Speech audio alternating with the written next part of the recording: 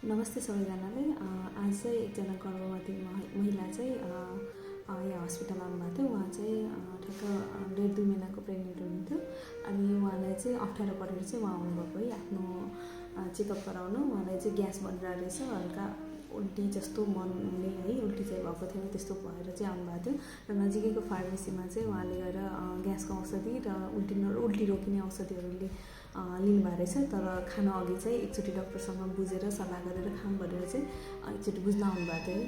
अनि यहाँ बुझ्दाखेरि चाहिँ उहाँलाई चाहिँ खाना पनि मन नलाग्ने है, एकदमै यसो हेर्दाखेरि चाहिँ एकदमै पहेँलो पेल देखिराख्नु भएको थियो, रगतको कमी भएको जस्तो देखिरहेको थियो। र अब हामीले के बुझ्नुपर्ने हुन्छ भनेपछि, अब नर्मली त फोलिक एसिड भन्ने एउटा औषधि हुन्छ है, त्यो चाहिँ कन्सिभ गर्नुभन्दा 3 महिना अगाडिदेखि नै लेडिजहरूले खाइराख्नुहुन्छ।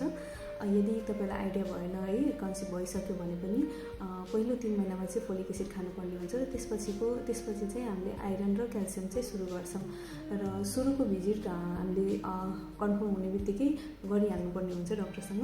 र चाहिने जति बेसलाइनहरू, जति इन्भेस्टिगेसन्सहरू हुन्छ त्यो सबै टेस्टहरू गराउनुपर्छ र भिडियो एक्सरे पनि गराउनुपर्छ। भिडियो एक्सरे चाहिँ किन भनेपछि, अब तपाईँको बच्चा त बस्नु त बस्यो, तर अब ठाउँमा बसेछ कि अन्त्य कतै बसेछ भने त्यो देख्नको लागि, मुटुको धड्कनहरू भएको छ कि छैन त्यो देख्नको लागि गराउनुपर्ने हुन्छ। कतिपयहरूलाई चाहिँ अब सुरुमै किन यत्रो खर्च गर्ने भन्ने हुन्छ है, तर सुरुमै भयो भने त हामीलाई त थाहा हुन्छ नि कि सबै चिज राम्रै भइरहेछ भनेर, अनि त्यही अनुसारको ट्रिटमेन्ट पनि हुन्छ।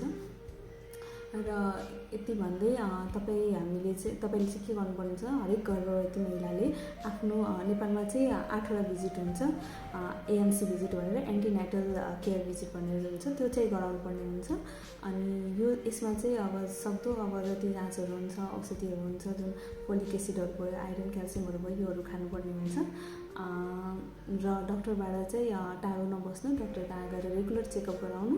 र जति पनि अब बिचमा डक्टरले त्यही अनुसारले तपाईँहरूको पनि ट्रिटमेन्ट गर्नुहुन्छ। भिडियो एक्सरे पनि टाइममा हुन्छ, कुन बेला बच्चाको जिउ भन्छ नि, बच्चाको आँखा, नाक, कान कस्तो छ, कुनै किसिमको डर छ कि छैन बच्चामा, कुनै पनि सिन्ड्रोमहरू जस्तै डाउन सिन्ड्रोमहरू भयो, तिनीहरू छ कि छैन, त्यो चेक गर्नुको लागि एउटा टाइम हुन्छ। त्यो टाइममा चाहिँ भिडियो एक्सरेहरू गराउनु पर्ने हुन्छ र त्यो तपाईँहरूले बुझिदिनु पर्ने हुन्छ है। यति भन्दै तपाईँहरू सबैलाई मेरो तर्फबाट एकदमै धेरै धन्यवाद।